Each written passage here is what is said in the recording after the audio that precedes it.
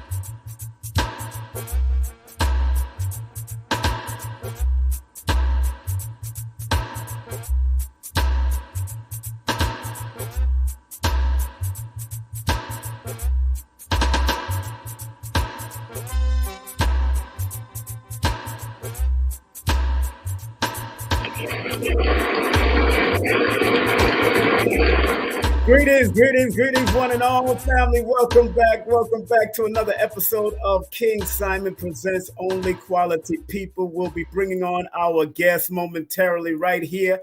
Don't touch that dial. Tell a friend, tell a neighbor, tell all your cousins that yes, King Simon, aka Simon Templar, is back on the line. Had a great show earlier with Sharon Gordon, and at this time it's not going to be any different, believe me, because we have the extraordinary guest that's going to be coming on in another 2 minutes. Our guest is the man behind the Reggae Stars and Jamaica's most prolific global tour manager, artist manager, and reggae historian.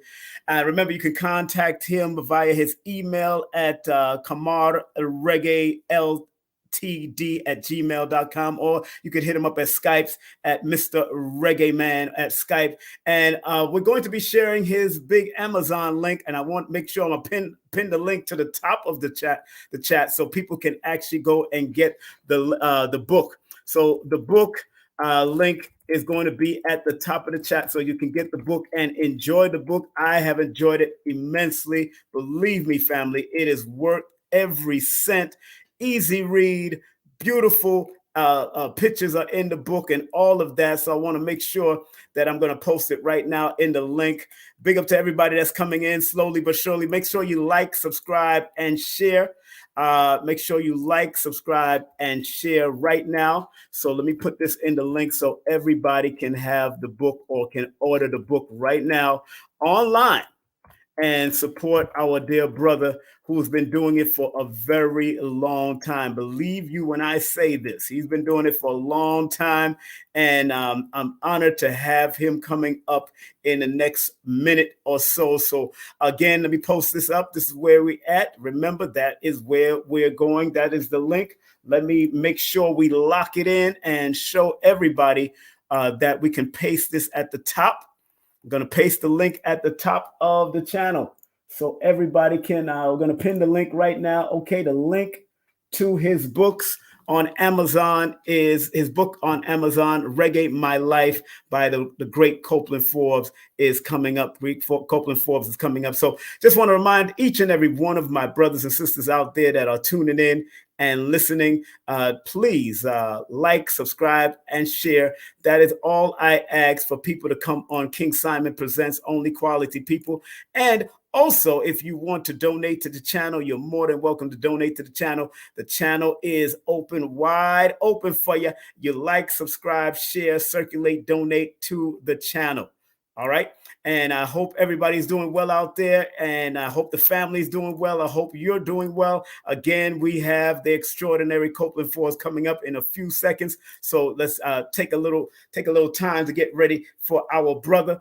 And as we continue, let me read a part of the bio because he has an extensive bio. So let's get it in and say the man behind the Reggae Stars, Jamaica's most prolific global tour manager, artist, and reggae historian, Copeland Forbes, has single-handedly put Jamaica on more maps internationally than most Jamaican dignitaries have done since the country gained independence from Britain in 1962. This renders Forbes to be amongst some of the most powerful and esteemed stature in the reggae industry. He is not only a wonderful brother, but he is also an author, a speaker, music historian, and the recipient of Jamaica's Order of Distinction. Let's welcome right here on the first time on the stage of King Simon Presents Only Quality People, the one, the only Copeland Forbes in the building. How you doing, sir? Good evening, and thanks for having me. And I just want to give a shout out to all my folks and friends in Reggae Land, my family in New York, my musical family around the world, in Africa, South America, in Japan, who are all tuning in now because everyone's want to hear the history of reggae music within the last 60 years. And here we are on your platform to give them a taste of what is to come later. Oh man, brother Copeland, I am so honored to have you. You have been a scholar. You have been someone that has inspired MCs like myself back in the day, promoters and producers throughout New York City who worked at SOBs. I worked with Jammins. I worked with Junior Burton from Legendary. I've worked in Urban Plaza, Palladium, all kinds of places back in the day. But people like you and Tommy Cohen help guide me. You know, I used to watch everybody as they was doing their thing and showing people respect. And I believe that you were one of those brothers that I spoke highly of because, and of course, your son. I've worked with your son, Colin. I hope. How is he doing? How's your son, Colin? He's fine. You know, he's doing so many different projects, still in the music business, and moving on to other business, great business, setting up a project in Jamaica along with some partners. So he's right there doing his thing and still in reggae music. That's good, man. And all your other children, man, enough respect. And I have a son in New York, you know. I moved to Georgia now, so I'm not in New York anymore. Okay, yeah. I have another son who is in the music business. His original name was Christopher Forbes, but he has now changed his name to Imanifisi Kwadus. Oh, really? Why did he change his name? Well, he's into his thing, you know, and yes, I understand. Yeah, he changed his name to that. Yeah. We went through it. I went through religious and spiritual movements, so that's all I understand. Exactly. Yeah. But this book, family, people, I'm telling you, family, this is the book to have in your arsenal if you want to learn any of the great antics and all the history that Copeland went through with various artists. And I could, let me tell you, Copeland, this book was my bedtime story. You know, I have a friend who was in the Peace Corps, working in Jamaica. He used to do that big festival in Ohio, you know, reggae festival, you know, Packy Marley, and he's now in the Peace Corps. And Packy would send me messages at night. I'm under the blanket. We're using the light from my cell phone because it's lights out time, but I can't put the book down yet. I have to keep reading it. You know, so. Yeah, I really couldn't, but I had to get to bed because I had other things doing in the morning time. As a matter of fact, he's watching now. Hail up Packy Marley. Yes, Packy Marley. Big up, sir. Big up. Thank you for tuning in. Big up to one of my partners in Vibes, Carrie Ann from out of Toronto, Canada. She's hitting us up too. Also, some enough respect. Right. Let me tell you something. First of all, man, your memory is something else. The way you remember things and retain this memory. And although it's not in chronological order, I understood exactly what was going on in and out, because being part of this fraternity and also being a part of this reggae fraternity in New York and throughout in Canada when I was living in Canada, and in and out of Jamaica when I was younger, your stories compelled me to say, you know what? This brother here, I had to interview you. So as soon as I bought the book and I started delving into it, I said, man, this is some interesting stuff. And sometimes you start from what you want to hear. You want to read about Bob, you want to read about Peter Tosh, you want to read about all of them. But starting in the beginning, you came out of a family of 12 siblings. Yes, 7 boys and 5 girls. And you talk about your father. Of course, he was a Rolling Stone, George Forbes. But you said something real funny. He said he worked with Billings, a mattress company, and I'm not sure if there was a link between his job and his sleeping habits. that was funny. Yeah, because every time he wasn't living with us, Right. Every time he pays a visit, to the house, my mother would get pregnant, Wow. And when she go to line to have the baby, they said, okay, Mrs. Forbes, see you next year, and she was back, so. Your father was something else. But let me ask you now, this is a deeper personal question. Do you believe if your father was there consistently that your life would have been different from your perspective? Well, we usually see him not consistent on a regular basis. He comes by, he spends some time at the house and sit with us and talk. But he just decided to follow the Temptation song. My papa was a Rolling Stone, but, we see him almost every day because he was besides working at Billing Mattress Supply, he was a caretaker at Chatola Park School, where all the stars came out of. I attended there, Master Griffiths attended it, Bunny Wailer attended it, Ducky Simpson attended it, Freddie McKay, and all of the original techniques with Flip Smith all attended that school, while my father was the caretaker there. Wow. Your father been doing his thing, man. And he's been there, doing his thing, and just letting the Forbes family expand. He's from Westmoreland, He's from Westmoreland. Okay, yes, okay. And my mother is from Cuba.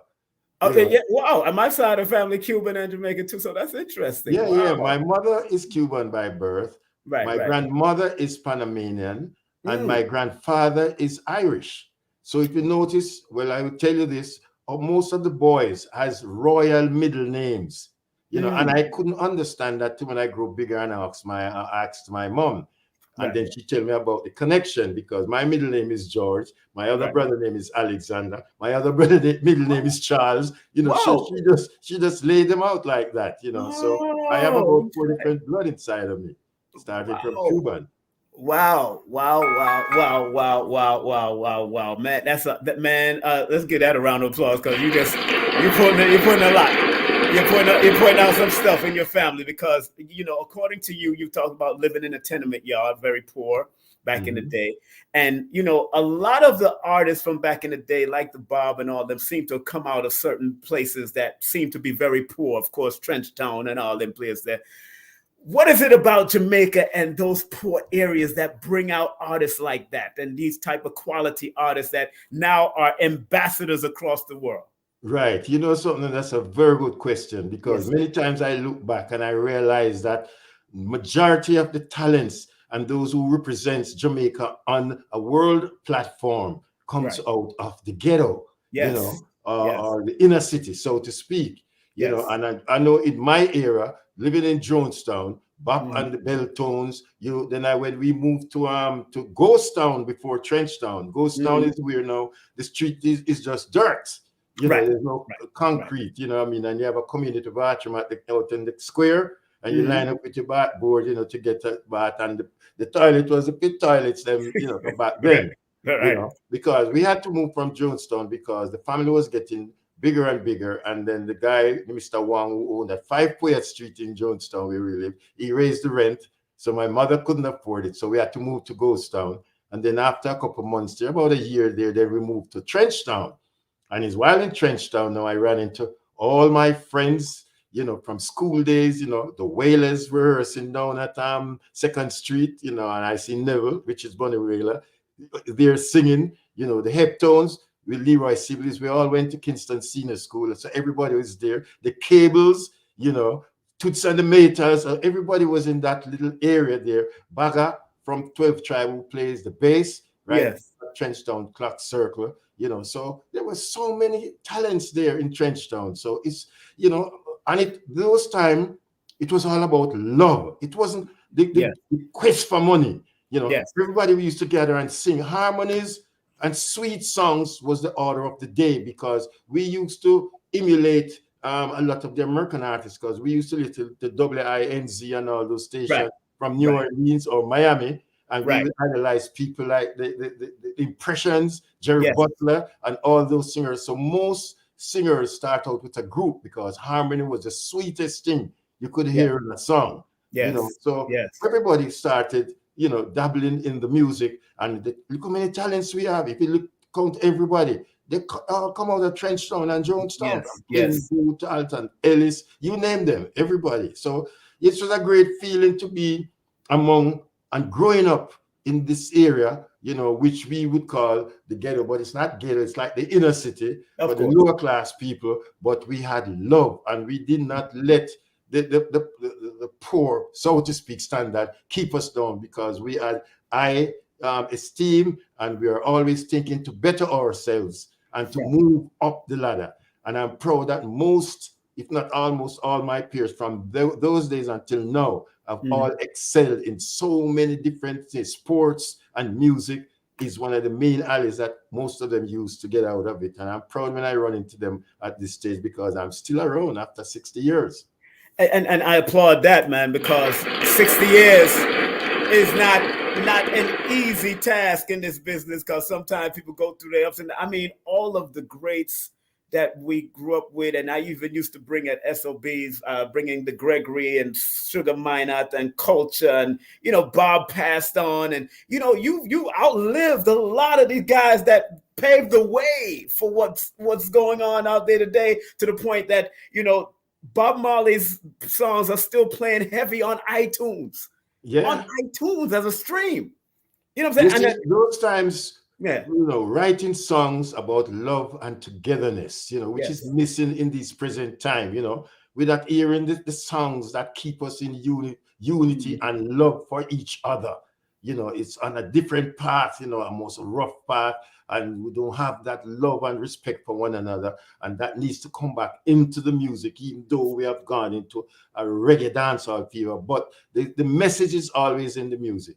And people that are just tuning in, we're speaking to the great Copeland Forbes, one of the legends, living legends, a man behind the Reggae Stars, Jamaica's most prolific global tour manager, artist manager, and reggae historian. Of course, he has the Order of Jamaica's Order of Distinction, and also you got his email here if you want to contact him, get any more interviews, anything to promote this book that we have and that I'm reading also. And you said something very key in your introduction. You said, having spent the major portion of my life working with some of the most amazing talents from the Jamaican soil, I remain convinced that while some of these acts have brought great recognition to our country, some have done considerable damage to the image of the nation.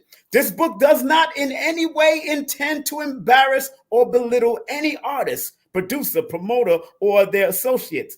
The principal objective of this project is to provide current and future players with the opportunity to learn from the experiences of others. Please clarify and verify and solidify what you just said, just in that part. Well, the fact that I worked with 98% of the artists over the years, and I work very close to them, so I know them more than just being an artist. I know most of them lifestyle, their personal life, So when people heard that I was going to write a book, a lot of artists was on pins and needles. Of course. I'm going to, go deep into their personal life and all that stuff. But it was no intention, because my co-writer, which is the great Clive P. Mackenzie, we sat down, and we looked through everything. I sat at night, and would write the complete stories, don't leaving out any stone unturned. And then he would sit with me and say, no, let's take out that. Let's take out that, because we don't want to look like we're pitching on anybody. So I had to highlight, just as you say, some of the errors that even the legends made over the years, and the mistakes that some of them made, and so that the young ones coming up don't go and make the same mistakes. Look, for instance, we take even the Wailers. When they signed with Island Records back in 73, they made an error, but they couldn't have helped it because they didn't have like a professional manager who understands the business. They should have signed with Island Records through their company that's named Tough Gong Records. Here is a copy of their the registration of their company. Let me put it in the front. Records that they owned.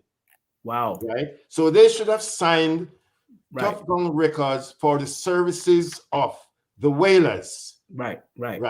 That means all the ingredients are already in there. That's in the case somebody leaves the group or somebody parted way, and gone on their own solo journey, then everything will be already set and inside there. But instead, they signed individually, right? The trading signature there. That's it, right? That's it. Individually, right? And they signed under the moniker of Bob Marley and the Wailers, which you can see right on the left side. Right. You see, Bob Marley and the Wailers, that's how they signed under. So this notion that people have it saying that it's Chris Blackwell mash up the group and name it Bob Marley and the Wailers to put Bob in the front, nothing like that. They have been using that name Bob Marley and the Wailers from they were at Coxson's. And you know something? If you can remember, when Coxon put out their first album, he didn't put the Wailers, He put the Wailing Wailers. Wailing Wailers, yes. Right. He put the Wailing Wailers. I remember. Coxon was a member of the farmer program back then, and he was traveling a lot. And I think the fact that he didn't follow them and use the name the Wailers, he must have heard and knew that there was another group named the Wailers out of Tacoma, Washington. Here is the group right here. Right. Wow. You see? And it's from Tacoma, Washington. See the Golden Crest Records. Yes. Right. And these are the Wailers, and they've been on the scene from 1959. Wow, you got all the receipts, man.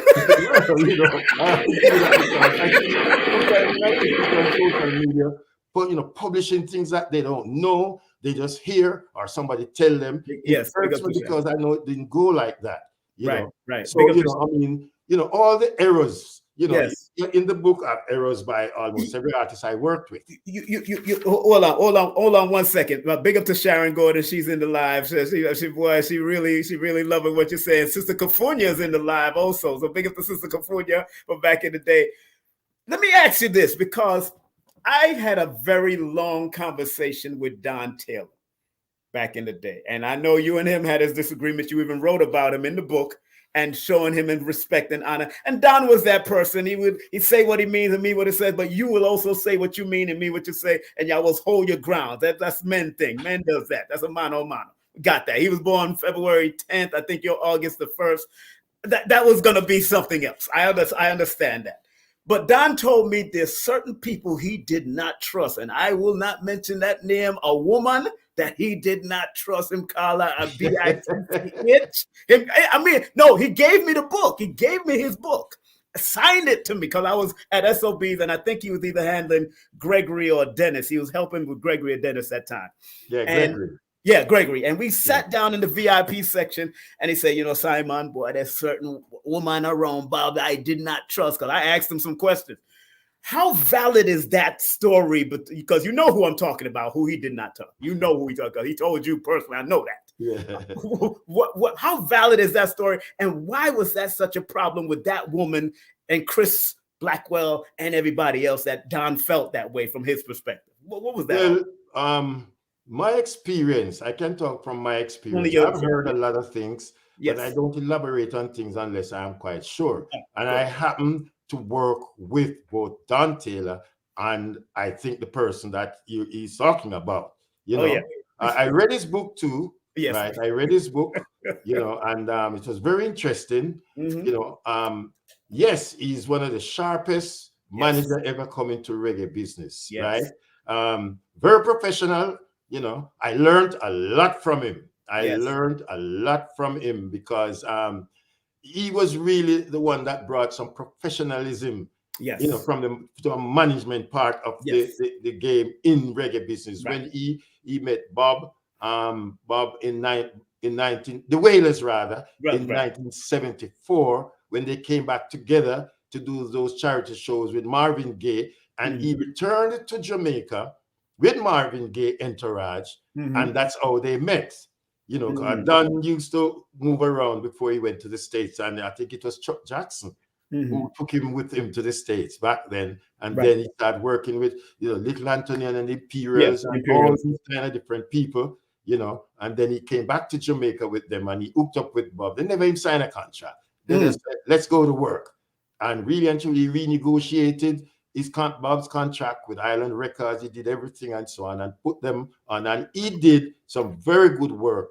And when I started working with him in 1980, this was after he left. Him and Bob had that fallout, right? And he was managing Jimmy Cliff, right? He was managing Jimmy Cliff then, because he used to manage Burning Spear too, back in the 70s, and Max Romeo too. Big up to Burning Spear, in the 70s, while he was managing Bob, Wow. So, when I started working with him, he taught me a lot of stuff. Yes. One thing that never leave my head, because when the first tour we went on, we were going to, first tour was South Africa in 1980, was taking Jimmy Cliff down there, to do a show under some heavy blanket, and I used to sit at the back of the bus giving jokes to everybody. He came to me and said, listen, you can't lead from the rear. You have to lead from the front. So stay in the front all the time, to keep the driver on pack and everything. And I never forget that. I'm always sitting in the front beside the driver, and I always remember Don telling me that.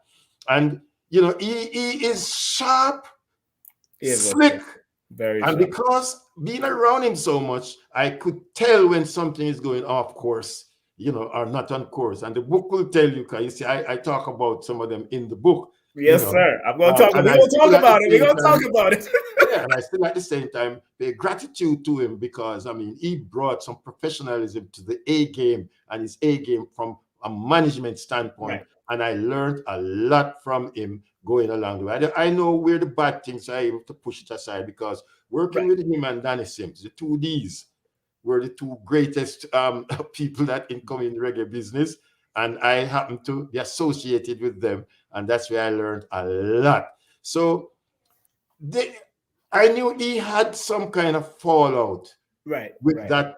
It is the person I'm thinking about, right? Well, it's a wife. It's a wife. And when I was put in a position at one point, when that person asked me to put a tour together, right, for the youths, for the youths, and to put a tour together. And in the course of doing it, he called me one day. Well, she put me on my guard and said, if this person call and ask anything, don't release any information to them. I said, fine, And then one day I was at the Accountant, which is on 42nd Street, getting everything ready for the tour, and he called.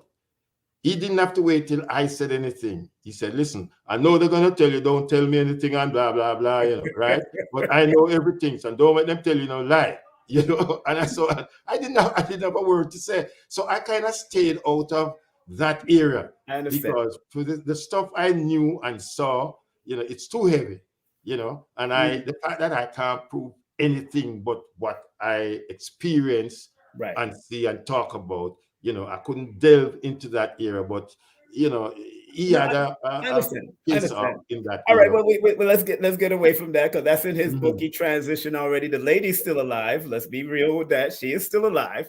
And I did read her book, No Woman, No Cry. Ooh, did I say the No Woman, No Cry book? Yeah, in fact, I read that book. I read everybody's book.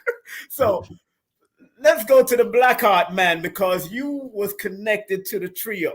And I remember stories about Bunny Wailer and the problem he was and how outlandish he was. And when I met him, and I have a picture of him in my book also, he was a very down to earth person. I MC one or two of his shows before, and he was very down to earth. And my cousin used to play for him. Dizzy was my cousin, Dizzy Moore. Oh, Dizzy Moore. Dizzy Yeah, Moore was Johnny on the Moore, Scatterlights. Was my cousin. I Cal Beckford is his brother. That's my cousin, my mother's first cousin. So I knew, and Dizzy gave me his music. But what was it about Bunny Wailer? Because Bunny Wailer, to most of us, was one of the guys with the most harmony and a very wise guy. He was like very intelligent. You say that in the book. You said Bunny had great ideals, but was not very good at execution. He often did not think through his projects properly. The ideal of creating a box set to celebrate 40 years of the Wailers' music was a good one. However, Bunny was releasing tracks without securing permission from the owners of the master's recording. He ended up not being able to commercialize the venture. Such a pity. You ended with that commentary and that. What was Bunny? What was going on with Bunny's mind? Because he was. Well, I'll tell you something. I've known him from we were 5 years of age, going to primary school, right? And school, and then when we went over to All Saints, he went to Camperdown. So really and truly, of the three of them, he was the most formally educated. Yes. Of the trio, so to speak. Right. I was privileged to work with the Wailers in 73, but he had just left the group when I joined them in 73 on the Catch a Fire US part of the tour. Right. And he had quit the group after the first leg of the tour in England. Now, I asked Bob, I asked Peter, both within the group and individually, and spoke to Bunny myself too. What really happened, and I realized there was a lot of stuff, but there are some things he probably didn't want to talk about. Of course. One of the things where I think he made a wrong judgment, I don't think he understood what tour support means. Because at the end of the first leg of the Catch a Fire tour in the UK, he told me himself, it's not nobody telling me no, me and him sit down, you know, and he said to me that he got a statement, a financial statement from the record company saying how much money they, the group, owe the company. And he said to me, how can we owe them when it's not them work? It's we work, it's them or we. So I said to him, you have to understand, when a young group just starting out, they can't garner the huge money to take care of expenses. So record company will pour in money, as tour support. And after each venture, right, they give you a statement that you can go through it, right, and look it through, and if there's any dispute, you can settle it. Well, he didn't understand that. And he said he can't say, oh, he can owe them. And it's not them working, it's him work, right? The other thing he told me, and this is not, hear from nobody again, from him himself now. He said when he looked at the itinerary and he looked at some of the venues that the group is going to be playing in, he's not going to play in some of those venues because he's a Rasta man. There was a venue named Bottom Line. Not playing that one. Right, you know what I mean? And if you look at the itinerary at the Wailers, they had to bring in Joe Higgs to fill his spot, for that US run. And everybody know who Joe Higgs was, he was the one that taught them harmony structure and groomed them, for the professional line.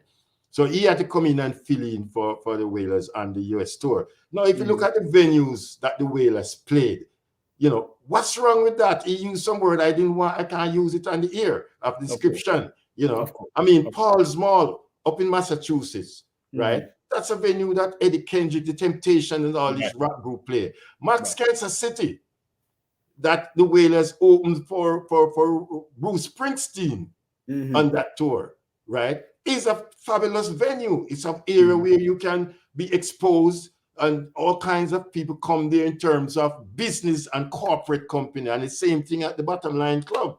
The Wailers, the group opened and toured with Sly and the Family Stone, who was the #1 funk rock group in the world at that time. And you get this opportunity to tour with them, and you're going to say you're not going on that tour because you're not playing those venues, and some of the venues he described, something, during his solo career, I seen him play at BB King's on 42nd Street. I was there the night and I witnessed it with my own eyes. That's right. So the point is, he had some discrepancy, but it's from his own personal view, right? Because I saw an interview that he did a while back, and I have it that I'm going to put it in my Setting the Record Straight tour, where he said that if his two brothers, which I guess is Peter and Bunny, had followed him, right, they would be here with me now, right? Well, you're saying Bunny Wailer said this, right? Yeah, I'm talking about, yes. If I had known, I would have bring that clippings and show you, but a lot of people have seen it. Yeah, he was doing an interview, eating something, and he said, if my two brothers was here with me, they would be sitting beside me now, as if they did something wrong. They decided to carry on the work, right, and deal with the matter. You know, by the following year, which was 1974, Peter quit the group, and Wyatt quit the group. So Bob was only left now with the Barrett brothers. That's the two Barrett brothers. And, you know, he didn't quit the group. They quit on him. And he decided to move forward. So after discussion with his record company, he decided to just get some musicians, right, to surround the drum and bass that he has there. He brought in the I3s, which was Rita, Judy, and Marcia, to play the harmony structure, right? And as a matter of fact, the Natty Dread album was the testing ground that they did. As a matter of fact, the first song they recorded was Baby, Baby, We've Got a Date. That was the first song they recorded. And Bob figured that, yes, this is it, you know. And then he just started to move on, right? And he just took the front lead, right? And it's still Bob Marley and the Wailers, which under the moniker that they signed, you know, and used from Coxsone days on their own label named Wail N Soul M. They have the same name, and on their own label, you know, Tough Gong Records, they have Bob Marley and the Wailers too. And if you want to listen to the interview that Neville Willoughby did with Bob, and Bob asked him that question, Neville asked him that question, why are you called Bob Marley and the Wailers? And Bob's response was, boy, I never would tell no one to call like that, you know, but them just call like that.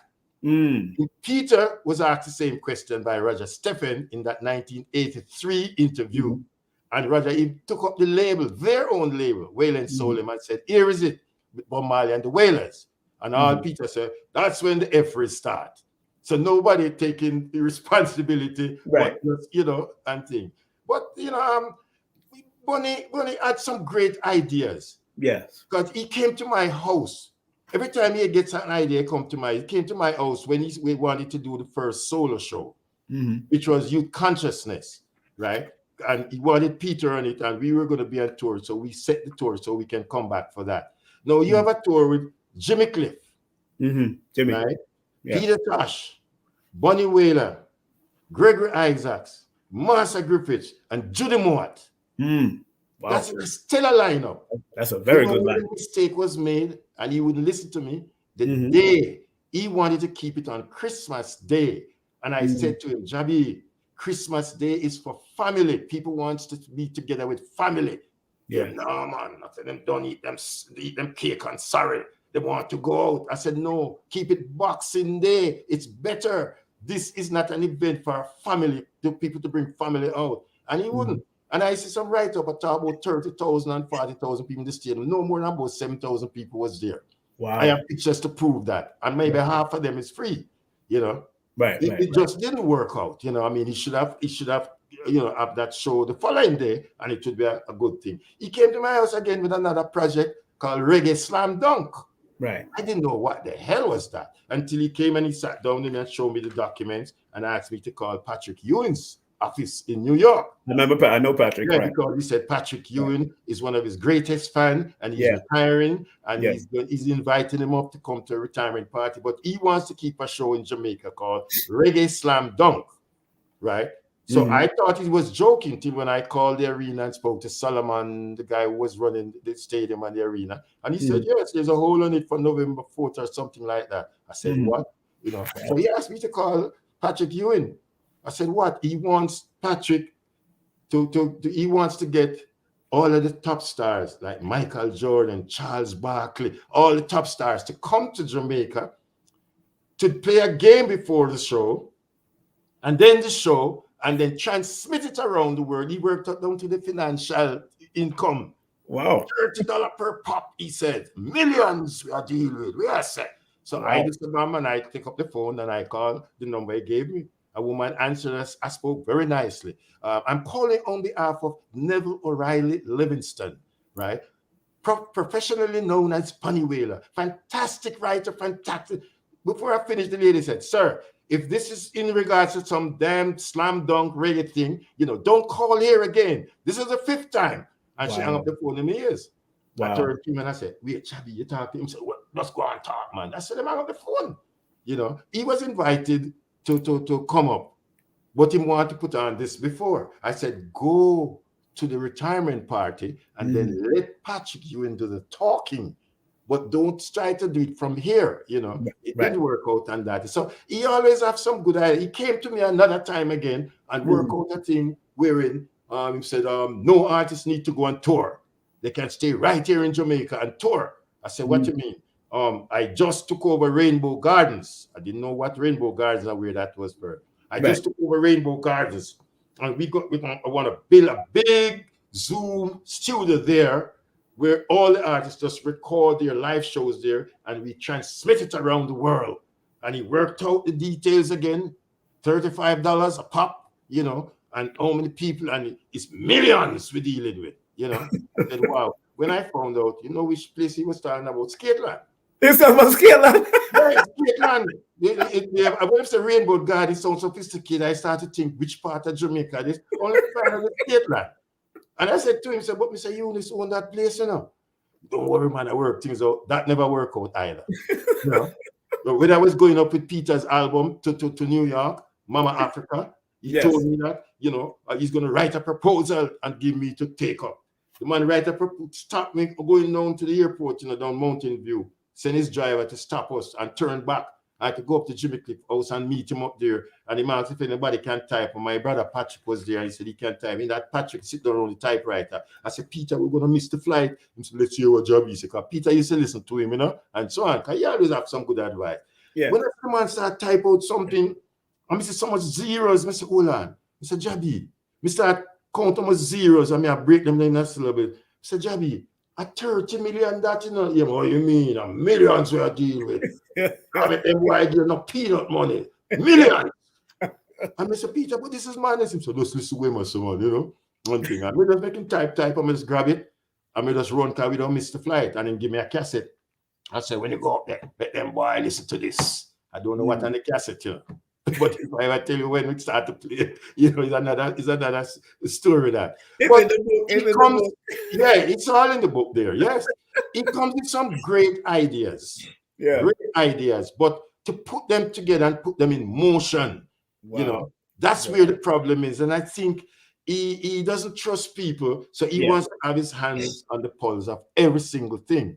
And if you're a singer and an entertainer, stick to that and have people who are professional in the areas do that thing. And that's what made Bob so successful. Because Bob had a team. Right. He said that. He had his technical people. And would you believe it? Bob's road manager was a white guy, Vic Phillips. Right. And that guy was so professional. And hold on, people that's just tuning in, big up California and everybody in the line.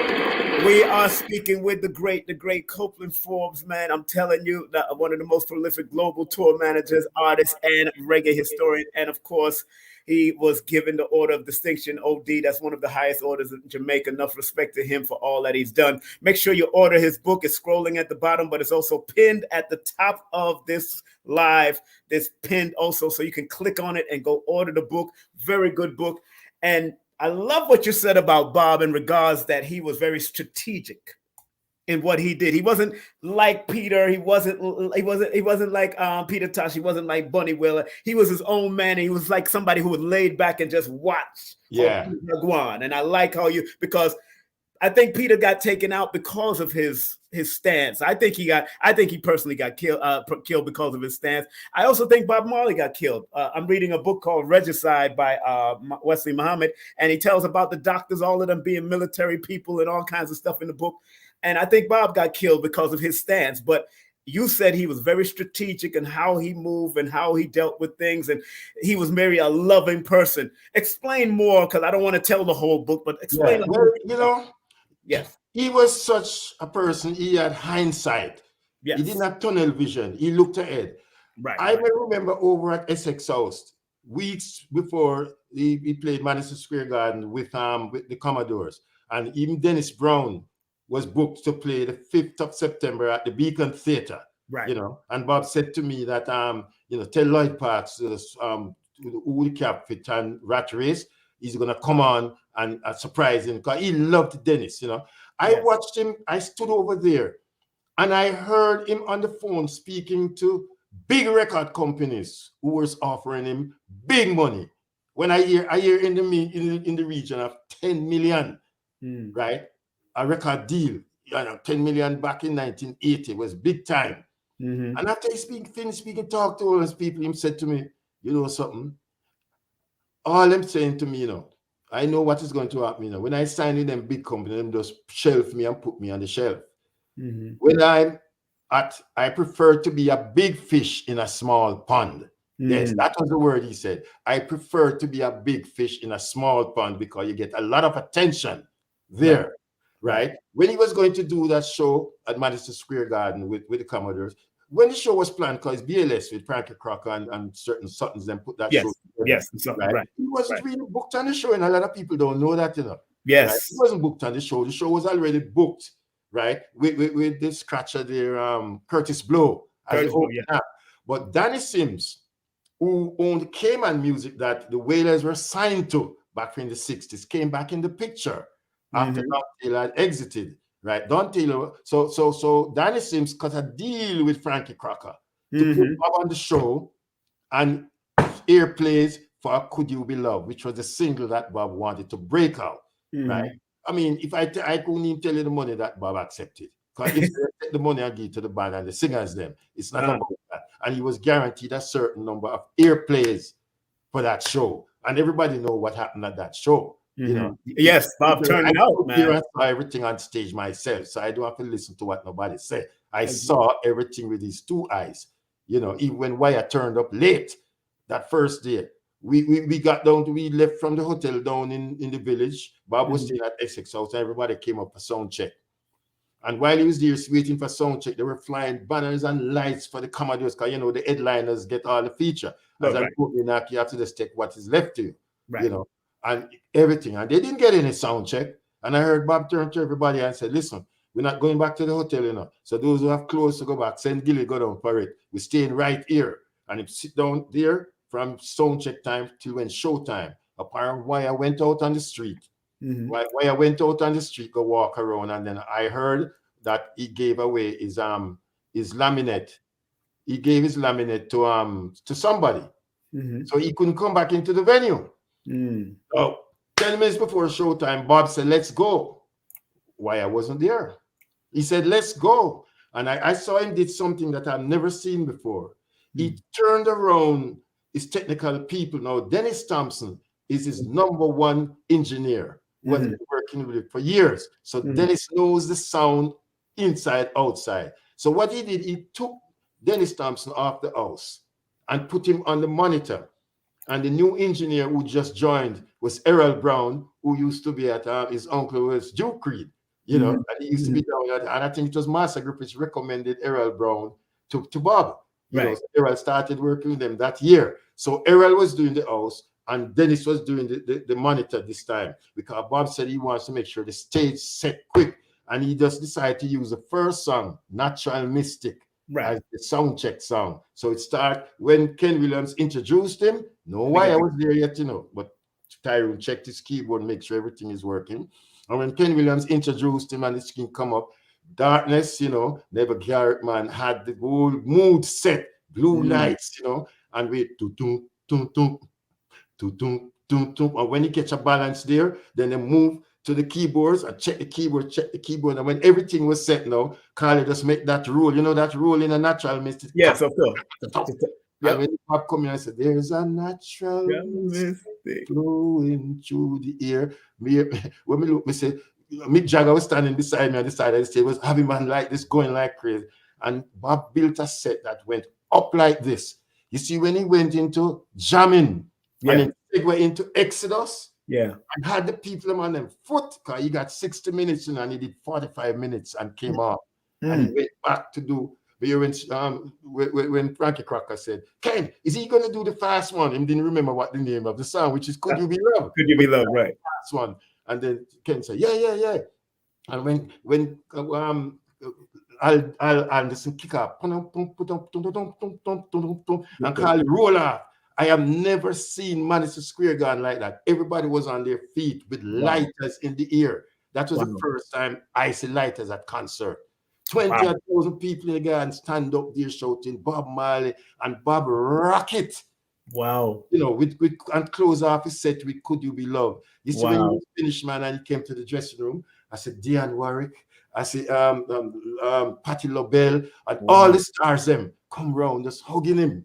You know, I've never seen those. Every artist in town was there. Earth, Wind and Fire, you name it, you know. And set a standard. And I tell you, when the Commodores came out, I heard. Go ahead, please. I said Lionel Richie play a saxophone. I see him play keyboard when the keyboard come from and everyone and spin. And even the drummer got up when they was doing Brick House and take off a gun that was tied to his foot and walk to the front of the stage. And I was wondering what the hell he's going to do with that gun. And when he hit it up, bam, bam, it hit out the lights. And then some lights flying around saying, Commodores, Commodores, Commodores. And the people must shout, Bob Marley, Bob Marley. Oh. And I said, my God, I can't believe this. You know, I remember Bob and Lip, one of his friends from Trenchtown, he's a good friend of mine. Lip went out in the audience and was sitting there watching the show. And when they see all the people was going, then Lip Fisher said, I want a seal, and went back inside. You know, so there's a lot of stories surrounding them three artists, you know. Yes. And irrespective of what happened, they would have gone their separate ways eventually because they were so talented, right? Yes. And when they get together doing it, no matter where you see people talk about, you see when them get together as one, oh Jesus, kingdom, man, music galore. You know, so you know, yes, when they split, there was different things. I worked with Peter for a number of years, and I could see some of the anger in him through so many things, you know, and so on. But it was a great experience, you know, and I was happy that I'm privileged and honored that I get the privilege, the honor to work with them as a group and work with them individually. I didn't work with Bob individually though. By then I was touring with Jimmy Cliff a lot. Right. You know, but in the US on that tour when Sly and the Family Stone left everybody stranded in Las Vegas, you know. Oh wow. I mean you got a lot of stories in this book, but there's one thing I want to ask about one of your dear friends, because it seemed to me that you didn't have a lot of negative stories about the women, and this was one of your dear friends. I'm standing with her right there, Marcia Griffith. Tell us about the I Trees and the women of reggae, like Puma and all of them. Let's talk about some of the ladies, because they didn't look like they gave you a lot of problems. I didn't see a lot of issues with the women in this book. Yes, you know, I mean, there were so many things. I couldn't put everything in one book. I already have volume 2 and volume 3. When I got offers now from a high-profile station to do a documentary from 1 and 2. But I've worked diligently with a lot of the ladies them. Yes. Right? And if you can remember, I was the first one who had an all-female band. Yes. Right? Girls Town that I ran into at Montego Bay. Their name was New Wave, and I saw them performing at dinner time at the Seacrest Hotel. Right. And they were performing like they're in front of 10,000 people. And when I look out there, I see about 5 people eating. But the energy that I saw them with a 4-horn section, I said, wow, if I have this band to work with the ladies them. So I went upstairs and called Marcia to come down. And she came down and we sat there and watched them. And then we started letting them work with Marcia first, you know, and they did Rebel Salute. The next Rebel Salute that's coming up, right, and thing and so on. And then after Rita said to me, listen, we want them for I Trees. You know, so they worked with I Trees too. They toured, they went to Japan, you know, and the shows in the States, you know, they were the only female band that ever graced the stage but you know, you mentioned in the book, let's go back a little, let's go back with Bunny Wailer and Marcia Griffith with the Electric Slide, the Electric Boogie. And we know Bunny wrote that song. And, you know, let me tell you what I had to do. Recently, a couple of months ago, one of these major television news called Comedy Hype had the nerve to say that the Electric Slide was about some sexual thing and some vibrator. Yeah, Marcia was very upset when she saw that. I wrote letters, and issued an apology because that's old news, but they bringing it back into news. And I hit them up with a whole bunch of letters to the point that I have the recording of them saying, I apologize. It was just a joke. Talk about that electric slide, that electric boogie music that Bunny wrote, but then he tried to do finagle and do his thing. Talk about that. Let me just do it quickly because that is in its entirety. It's in the book. It's in the book, family. It's in the book. Quickly, what happened is that Marcia had a little remember box that she bought in Canada when she went to do a show, and Bunny stopped by her house and he loved it. He started playing around it and he got a sound. And then he said he took the box, went to country, and then he wrote the song, came back. Marcia recorded the song, right, with him. He was the one that said, "Take me, Skelly with the electric belly, she's moving with the electric, she sure got the boogie." He said all of that inside there. Good. So the song was put out. Right, he went straight to #1 in Jamaica. Right. Then he went to Ireland and he made a deal with Chris Blackwell, right, to take the track. Chris loved it and see that it can do some work, but record company always want an album because they can't sign somebody for a single. So they're gonna use this one as the first single. So Chris gave him some money to go and produce an album with Marcia, which up to this day was never ever done. Right, he recorded some of the singles and put them out on Solomonic label, Woman That Come and Ayata Data and all kinds of stuff. But that never happened. Right, the song now, this was 1983. In 1989 now, we were on the Reggae Sunsplash tour when I got a call from Dr. Dredd in Washington saying that the song has gotten a new lease of life and a dance to it. So make sure when you people come to Washington, you can do it. We didn't even know. And then he sent the cassette to us and I listened to it and I said, wow. And everywhere we're going, we had to just, luckily, this song had a TV track. The cassette had a TV track, so I had to use that on a couple of the shows until 809 band had some time to rehearse it quickly, while we were on the tour. And when we got to Washington, it was big, So when I saw what was happening there, we did a Marcia Griffiths Day that Donnie Simpson, right? Yes. DJ in Washington, D.C. Had on. And we had about 55,000 people out there doing the electric slide, and so on. So when I saw all of that now, I said, wow. I said, I called Bunny myself and told him what is happening. And I said, Bunny, I think you and Marcia should do a video, for this because it take off now with a dance. He said, yeah. I said, yeah. I didn't know. He said, when it coming now? I said, after the tour. He said, all right, when it come, we're going to do it. So when the tour done now, Marcia went down to the village in New York. And the clothes in that village expensive. Exactly. Marcia spent thousands of dollars buying outfit for the video and everything like that. We got to Jamaica. We couldn't find him. We don't know where he is. But Marcia was booked for the Reggae Sunsplash in Montego Bay. So we were on our way to Montego Bay and going down South Road from Trafalgar Road to cross over Constant Spring Road. There was a place inside here that this guy that does movie. Right, can't remember his name, right? So traffic was there, and I looked to the left, and I saw Bunny's Jeep inside there. I said, wait, Bunny Jeep that? When I go inside, I see some youths do the dance. I said to Bunny, brethren, chill, but what's happening? He said, I'm doing the video. I said, you mean doing the video? No, we don't know anything. He said, you mean know anything about what? I said, but no, shit. He said, no, Jabby do it over, I said, hold on.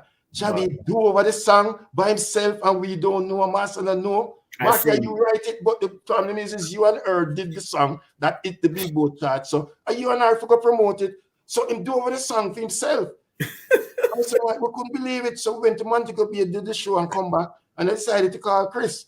So I called Chris and told Chris. Chris said, what? Yeah, I said, but it's selling, Chris said, can you meet us in New York? I said, yes. So we went to New York now. I mean, Amy Wachtel was in the meeting because she was night nurse, yes. Island. Jerry Rappaport and the whole A&R staff, and Chris called everybody in the meeting. And the first thing I hear him ask them and said, how much is this song selling? And they say about 50 to 60,000 a week without any promotion. That's right. Says the dance carrying it. And Chris was mad that nothing was being done to promote it from the record company standpoint. So what he did, he took up the phone and called Gloria Estefan musicians, them, Miami Sound Machine. There's a group within that call themselves the Jerks. And he called them and said to them, are you busy? They said, no, I'm going to send them a cassette. And he sent down the cassette and do over.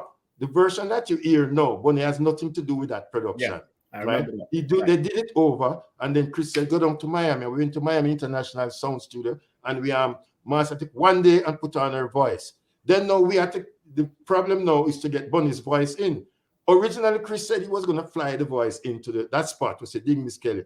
But then he came down, and when he listened to it, he said, no, if Bunny went ahead and re-record it by himself, without anybody telling anybody, he must have an ulterior motive. I know what it is. I will tell you eventually. So what happened? He said, if we can find somebody else to do it. So we tried quite a few people. I think John T, Jamus, all these people in Florida. And they even tried me too. You couldn't get it. Electric Boogie moving with electric sure got the boogie.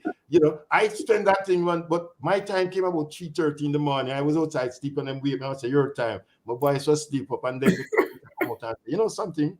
I said, forget about Bunny. We're gonna do something different. We're gonna make you do a speed rap.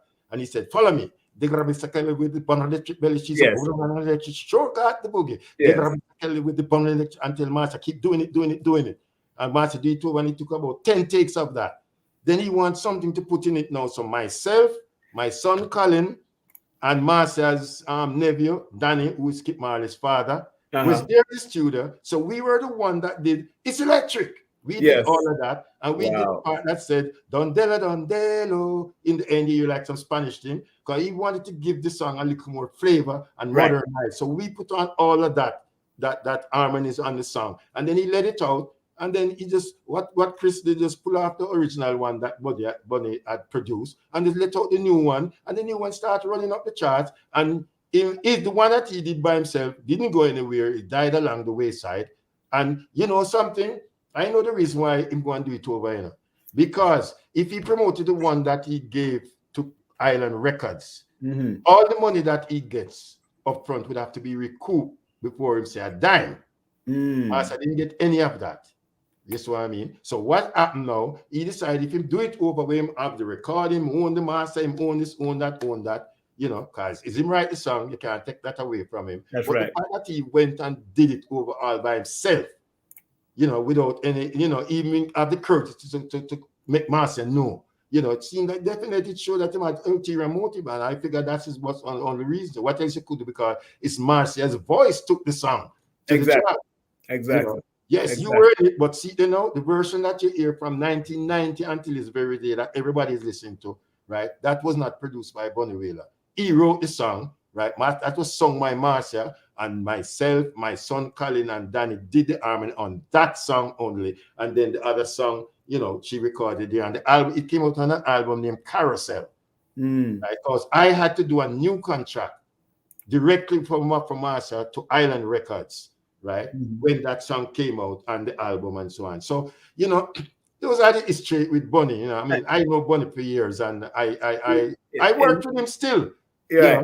I work with him still because we're bridging from school days. To get paid, we can't tell you to get paid. Oh, Jesus. I know I don't get paid, but I just do it because I said if I don't do it, I have nothing to talk about. I'm not free to talk it. Exactly. I try the man with ask a musician them, wrong one them can tell you. I came from South America, Right. And we don't get a dime. I say, all right, just give me some money to cover the phone call. No one promoter must pay you, because you one can't find me. Nobody can find me. So I never get paid yet, but I still do the work, because if I don't do it, I don't have nothing to talk about. You don't have nothing to talk about. Nobody can stop me from talk the things because it's true and it's facts I'm talking about. That I witness, not what I hear from people. That's but when I youth anyway, because in the latter days, when he got that award from IRFM Achievement Award, they wanted somebody who know him very good from school days to speak, and they selected me. To speak, down at Bournemouth, and I went back. I talk about three people. I talk about Neville Livingston, I talk about Bunny Livingston, and I talk about Jabi. Right. All the same person. All the same people. So, he did his work, it's just that. I got to close out with this next one, this last question. Give that a round of applause, man. Family. You got to get the book, man. You can't play with this book. This book are real thing, the real thing, real information, real down-to-earth stuff, man. He got receipts on all of it, and he's going to have to put out part 1, 2, and 3. So we know how that goes. But the last question I want to ask about, because when I was running SOBs from 95 to like 98, 99, the last show I did really at SOBs was Dennis Brown at in 1998, and then he died a year later. And Dennis and Gregory called themselves blood brothers. And in every portion of the book, you kept on saying undesirables, which I knew what undesirables meant when they find these two guys, because they were so notorious of disappearing when you want them for certain shows. What was going on? Did we ever catch the undesirables that kept on bringing that madness to Dennis and Gregory back in the day? Well, you know, the book tells it all. Yes. But I remember when we did the first Reggae Sunsplash tour 1985, and both of them were on it, along with Third World and Lloyd Parks and We the People Band. Right. I could not register the name at the hotels. I called one Paul Newman and the other one Robert Redford. Yes.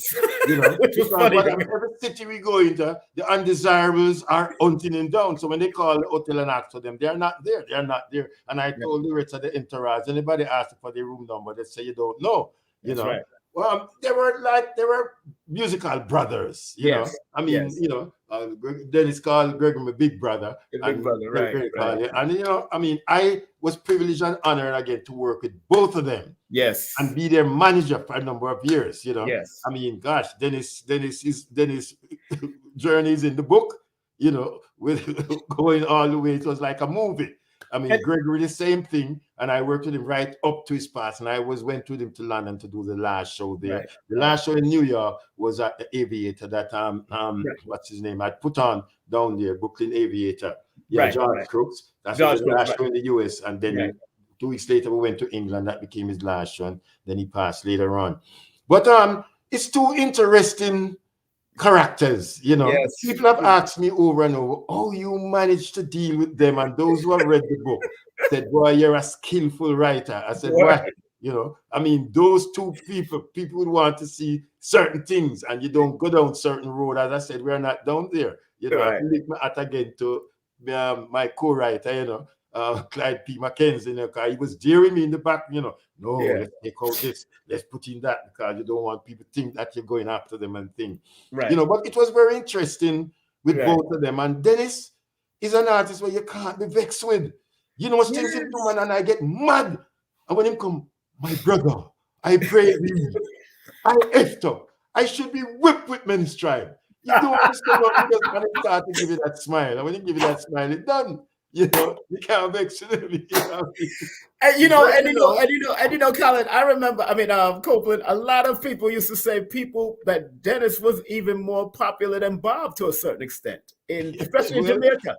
I wouldn't try to compare on that level. Okay. They both were, Dennis was one of the most copied artists in reggae land and most well-loved. Even Bob loved him more than Bob loved him, you know, and that's why they call him the Crown Prince. You know, and Bob was the king, you know. But it was a great experience working with those two, because it's two different characters with so many things, you know. With Gregory, one thing with him that to the point, him just tell you, listen, this is not good for you, this is not good for me, let me deal with this, blah, blah, blah, and so on, you know. But it's two great artists, and I don't think nobody going to get that privilege like me that I had to work with both of them in the managerial position where you know their lifestyle in and out. We just had one of the great radios for Gregory show in Jamaica early this year, where we had the Manhattans and JC Lodge, you know, as a special guest, and it was sold out up in Oak Garden. So we still admire them, and we had the Dennis Brown annual show just the same way too. And you know, as I said, I was privileged and lucky that I was able to work with so many of the artists, and a lot of that was due to my being associated. You know, I was a Boy Scout, you know. And that gave me the opportunity. You know, see me here in the Boy Scout uniform. Yes, I see it in the book. I see it in the book. Yes. Scout, you know. Yes. And you know, I was selected to travel with Her Majesty. Yes, he was in the book. Marley came here for the independence. And I even with His Majesty, Emperor Haile Selassie sit here again. Yes. At the National Stadium. Yes. Right, when I was selected to be the official card opener for His Majesty. So you know, I've got the privilege, you know, to work with all these people through my Boy Scout affiliation. And I must thank my Scoutmaster then, Robert Cecil Blackman, we call him Sir B, you know, and my family, you know, the Forbes family, you know, I mean, for supporting me throughout the journey, you know, Yes. because Yes. my mom, that's why I dedicated the book to my mom, you know, Yes. because Yes. she was behind me. The first time I represented Jamaica 1961 overseas, she was able to find the airfare and everything to put in, you know, to let me go, you know. And then I went to the US in the 60s to represent Jamaica at the national jamborees and so on. So it was a pleasure, you know, and I must big up the Forbes family, Of the course. Of course. in-laws, the outlaws, you know, Of my course. other half, you know, she worked like Of course. a giant, you know, Right. to get the book done, you know. Right. I'm Right. in Jamaica doing things and so on, send up, she overlook it, Clyde get it, Maxine McDonough, and most of all, the publisher, Joe McDonovich from Right. Downtown Book Publishing, which is an Yes. arm of Downtown Entertainment. So if you Yes. want the book, you can get it on Amazon in Right. the US. You get it within 24 hours. In Jamaica, you can Yes. get it Downtown and most of the pharmacies and the bookstores in And, Jamaica. I want to leave out with this quote that you said in the book. I think it's very important for the younger artists that might be watching this and picking up. You said something like technological development have made the business of music far simpler to manage than it was during much of the last century. However, technology will never be a substitute for discipline and commitment. And then you go on to say, talent is important, but the right temperament is critical to the success or failure in this business. Many careers have floundered not because of an absence of talent, but due to the lack of vision and self-control. What a two great quotes right in the introductory of the book. My brother Copeland, thank you so much for being a part of this journey and you doing what you do. I love and respect you, my brother, and we got to have you back on another Yeah, time. Maybe man. Yeah, we can have a part 2 and a part 3. And I yeah, must man. big I up have to bring Rob Kenner, who wrote the foreword. You know, he was on the cruise, the Jamrock cruise, you know, and yes. Rob Kenner did a fabulous work. Big up to Rob Kenner and big up Joe and everybody that I've met before in this book. Man, I'm so honored to be a part of this fraternity, man. And thank you for your contribution, man. And if nobody say anything or say to you or anybody, I say I'm proud of you. And this is going down in history as one of my favorite books so far. I'm about to get Miss Pat's book. I got to get Miss Pat's book. I never got her book yet. So I'm about to order her book. I would love to have her on. So I'm going to have to call Chris and see if I can get her on. Let me just big up my family in New York, you know, Yes, please. Kevin, you know, Shernet, you know, and my Yes. son, Imani Fisi Kwadus, which was Chris Forbes, but he changed his name, and, Yes. you know, and my sister Sonia, Denton, Patrick, the whole family, you know, scattered between New York and Florida. So I just want to big them up. Big up to Juanita. You know, you did so much work, you know, can't leave you out of the whole thing. And all my in-laws and outlaws. Right. And thank your wife for also thank your wife for also assisting also in the background. She helped us out. So big up to your wife also. Enough respect to her. All right. Yeah, man. Thanks very much for giving me the opportunity to share with you some of my experience. Loved it. Wait till you see part 2. Oh gosh. Oh gosh. Thank you. Kifunya, you know, and Sharon Gordon, all those people up north, George Crooks, you know, Lorraine, everybody. You all, because we shared some great moments with you all. Thanks for having me. Keep supporting the book because more things and great things are in the pipeline to come. Thank you, my brother. Thank you. Have a good evening, okay? All right. Gracias. Hasta luego. Oh, that was our dear brother, man. Please like, subscribe, share. Man, woo! Let me tell you, this book here, man, has inspired me even to not get back into the business and sing again like I used to back in the day, but only to write and write. And that's why I tell everybody that I know, please, you know, Billy Carson, who is a metaphysics teacher and an entrepreneur, he says everyone should write a book because everyone has a story and it's a part of generational wealth. When you write books, it's a part of generational spiritual wealth and passing it on from generation to generation. I've written 4 books myself. My first book was No Promotion is Bad Promotion. That was a quote by Frankie Crocker back in the day. It's on Amazon also, and it's been selling. The residual still comes back to me, and I've written this in 2012. And I got Copeland's name in it. I got a whole bunch of people's names, Sharon's name, Kafunya's name, all the people that I've worked with as much as I could. I put in this book because everybody are wind under my wings. And I tell Kafunya and I tell Sharon to write their book. I tell Pat McKay, I'll tell everybody to write their book, because it is a form of generational wealth. Very important. And if you have children or grandchildren or family and you can leave this generational wealth, then do so by all means. So big up to Copeland Forbes. Make sure you go to the website. I'll put it back into the chat again, just in case y'all didn't get it. It's in the chat. It's pinned at the top of the chat. Enough respect to Copeland Forbes and all the great ones that have passed through his management team and his road management team, and just his support and his love. And enough respect to our brother Copeland Forbes for what he offered to the world. And all of you out there, all of you that offer something, you have something that you have to offer. Don't leave this planet without sharing your gifts. Let me say that again. Don't leave this planet without sharing your own individual gifts. We all have individual fingerprints, eye retina. We all have individual taste and smell and feet print. Don't leave this planet without sharing your gift. We know of Bob because he did not leave this planet without sharing it. We're going to know of Marcia Griffith, who's still alive and well today, but she's left indelible legacy.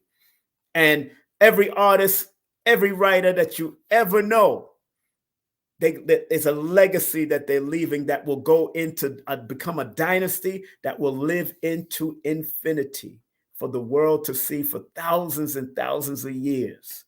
I know why I put out my book. I know why Copeland puts out his book, because we got stories to tell. Even if you feel that is insignificant, it is a story that you need to tell, because no one can do it for you. I remember Les Brown talking about a friend of his who passed on, and he remember going to the funeral and going to the funeral and realized that he couldn't complete her work. He could only read her work up to what it was finished and how it ended, but she did not complete the work. And no one complete your story but you. If it comes to writing your memoirs or your books, no one can complete your story. So please put your story out there. Please write what you know and find your flow. And then when you begin to speak and do interviews with myself or other radio media personalities, then you will speak what you know and find your flow. Family, have a great day, afternoon, or evening. We want to thank again Copeland Forbes for coming on. Go get his book. Go honor the family. Go honor him for what he's done. And do remember that this coming Wednesday, my partner in Vibes and Healing Vibes, we're going to be on at 8 p.m. this Wednesday on this same platform. We're going to be speaking to the man who used to produce the Mystic Lounge. Samuel F. Reynolds will be in the building for the first time. And do remember Kafunya and Monique is producing this event with Wayne Chandler, with special guests Kaba Kamane and my boy Adinka Butler, who I know his father's in the Jamaican fraternity also. Big up to him, and Unc Rise's son. And do remember, I'll be interviewing Dr. Phil Valentine on a private link and through my Patreon, Origins of the Deep State, staying aware and staying alert of what's going on out there in this world. And do remember, we got Kajara Nebhet coming in, and on the 20th, we're going to have it. And on the 21st, I will be doing an interview with this beautiful lady. I will be, not on the 21st, on the 14th, I will be doing an interview with this sister on Forbidden Knowledge, and also at Higher Journeys, where we interviewed by the one, the only Alexis Brooks, speaking on The Numbers Don't Lie. And Phil Valentine in January the 14th will be doing another webinar, Construct of the New Old Order. And if you want to take my classes, please, by all means, it's only $55 for my class, a 3-hour recorded webinar.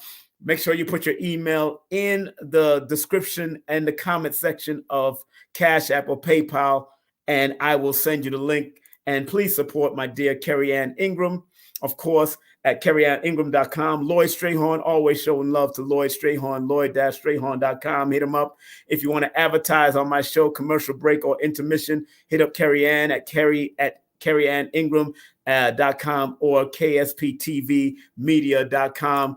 And also, if you want to get all of my books, I got 4 books right now, but not the least. I got more books coming out. Go to my Linktree /King Simon the Numerovator. If you want to book a numerovational session with me, text me your full name and date of birth to 347-496-1022 for the special advertisement rate. And those that live across the seas or across the pond, please come through WhatsApp or Signal. And remember, accept what is, let go of what was, and have faith in what will be. Dr. B. Sirius says, I forgive myself, my family, and others for imperfection, and I am thankful for my life. And the late, great Dr. Delbert Blair said, please, universal creator, know in my heart that I love you. Please protect me and this planet on which I live now. Please open my mind, my spirit, and my soul to receive only truth in your love now. Family, have a great day, afternoon, or evening. Thank you all for tuning in and locking in. Remember, this coming Tuesday, I will be doing an online, of course, breakdown of certain things. People can call in. It's going to be my call-in show that I do every Tuesday. Come in and join me. You want me to break down your numbers and show you how it works from a pattern, cycles, and sequence? That's what I do. That's what we will do. And that's how I will show my love to you. Have a great day, afternoon, or evening, family, wherever you're tuning in, all 196,444,000 square miles of the planet Earth. And please, family, remember, you have been watching King Simon Presents Only Quality People and the Numerovation Nation on YouTube and broadcasting on Facebook and also on Twitter. Have a great day, afternoon, evening. Be safe, be strong, be healthy, and be your great self in every aspect of who you are. Peace and love. Take care. Content disclaimer. The views, comments, and opinions expressed by guest speakers or authors on this YouTube channel do not necessarily reflect or represent the views and opinions held by this channel's broadcasters and its sponsors. Parental guidance is advised. Copyright disclaimer under Section 107 of Copyright Act of 1976. Allowance is made for fair use for purposes such as criticism, comments, news reporting, teachers, scholarship, education, and research. For fair use is a use permitted by copyright statute that might otherwise be infringed.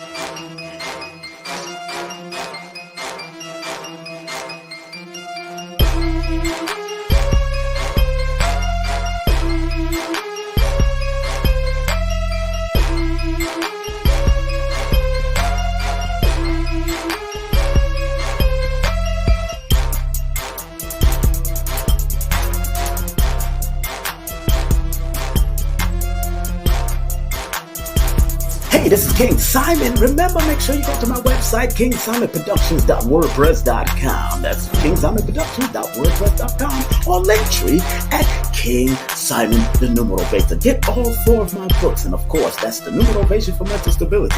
Numbers are simple, people are complicated. Numbers are simple, children's health is important, and no promotion is bad promotion. Just spell my name right. Make sure you get them now on all my links. That's kingsimonproductions.wordpress.com. Go now.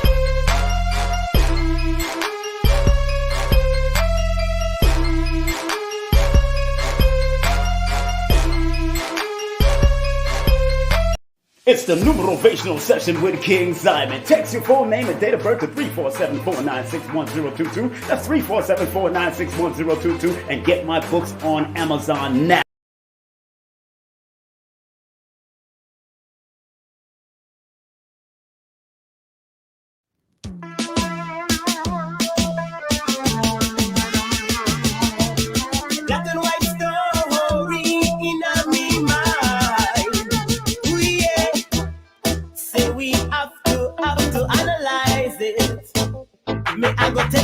Something more white history. Say how they condemn us throughout slavery. They say we were black and very ugly. I lie them are telling of them history. Cause black is beautiful, the whole of them agree. Them come out of the mountains and mix up with seed. Here we go, my friends, in the black and white history.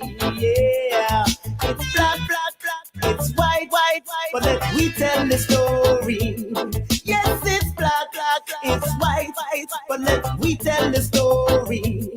May I will tell you a little truth about the black histories. For the people who can hear and those who can see. We're the first to come up with anatomy. To analyze the truth about we body. We're the first to come up with biology. To analyze the lives in the society. We're the first to come up with Egyptology. To construct the pyramids that you see. We're the first to come up with psychology. To analyze the minds in the vicinity. We're the first to come up with musicology. To put the rhythm in your soul and make it rock steady. Correction, my friends, with the black and white history.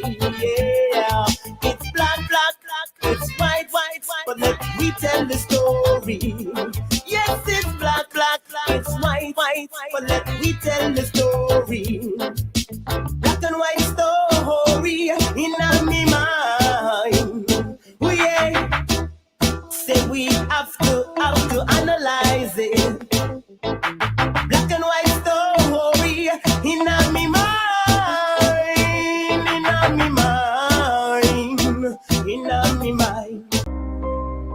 Some people think that this esoteric knowledge is for the rich and powerful, when in actuality, the so-called 85% has a spark in them that if it is sparked through numerology, astrology, motivation, whatever, it will raise them up from an 85%, maybe to a 10%, and eventually they become the 5%, the poor or prosperous righteous teachers.